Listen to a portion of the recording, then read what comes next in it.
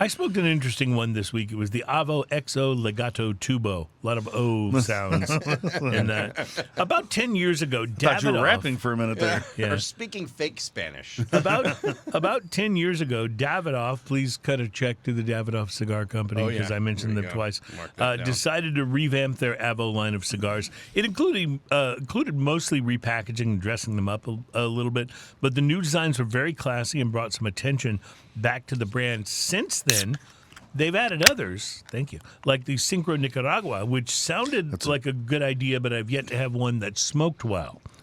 Great flavor, bad construction. Anyway, I thought I'd go back to the Avo XO, a bit milder line of cigars, and see how those are holding up.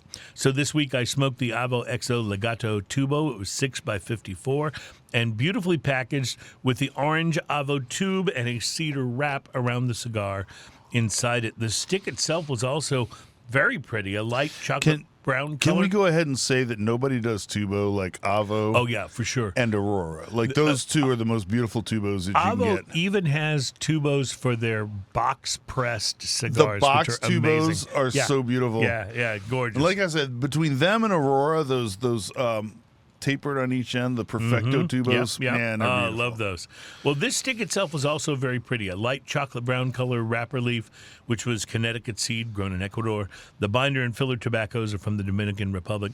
Pre-light sniff showed off notes of wet grass, barnyard, and hay, with a little earthiness apparent on the cold draw, all fairly normal for a Dominican cigar in my experience.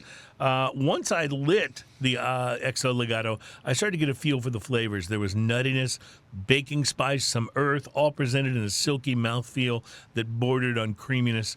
Around the beginning of the second That's classic Avo, Yeah, by the way. What yeah. you just said is very Absolutely. classic Avo. Around the beginning of the second third, I started to get a little pepper on the palate, and it brought a slightly harsher note to the blend. I wondered if I might be puffing on it too fast and heating it up, so I set it down for a moment. When I picked it back up, it was still lit and smoking, and the harshness had receded quite a bit. So that was probably my fault for puffing a little too hard. Final third brought espresso into the flavor party, tiny hits of cocoa, but mostly the darker coffee notes of espresso.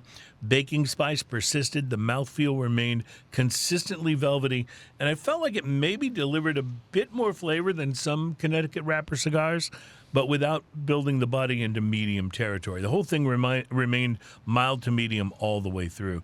The real star of the show on this cigar, and I'm thrilled to say this because it's an Avo, was the construction. Because I've had problems with some of the Avo XO Nicaraguas, which I love the flavor of, but the construction I've struggled with. This time, perfect draw, near perfect burn, and a tendency to hold on to a nice long ash until I would flick it to make sure it didn't become a part of my shirt.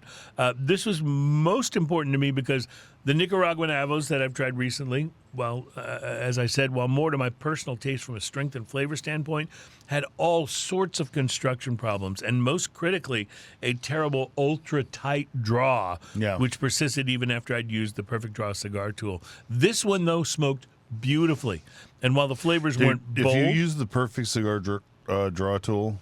Yeah. And it still didn't work. Yeah, you had a got pretty problems. hopeless cigar. Yeah. This one, though, smoked beautifully. While the flavors weren't bold, they were very nice for a milder cigar, and I enjoyed smoking it. The Avo XO Legato Tubo is a $13 to $14 cigar. Not surprising, really, as Davidoff, please cut a check, is not known for being a company that sells inexpensive cigars. Hey, at least you didn't say NFL. Oops. Yeah. Oh, man. And the couple of weeks before Super Bowl. Oh, man, I said Super Bowl. Oh, yeah, that's right, yeah. But quite frankly, this was as nice of a smoking experience as you could think. And if you're looking for a great, milder cigar, an A.J. Fernandez New World Connecticut is a little over $8 and just as good, if not better, than this $13 to $14 Avo. So this is what happens when you wind up paying what I call the Davidoff tax. They make good cigars, but then they sell them at prices that seem designed to make you think they're better just because they cost more. Yeah. And at almost $14, this one was good, but not worth the Davidoff tax. So price to quality 4.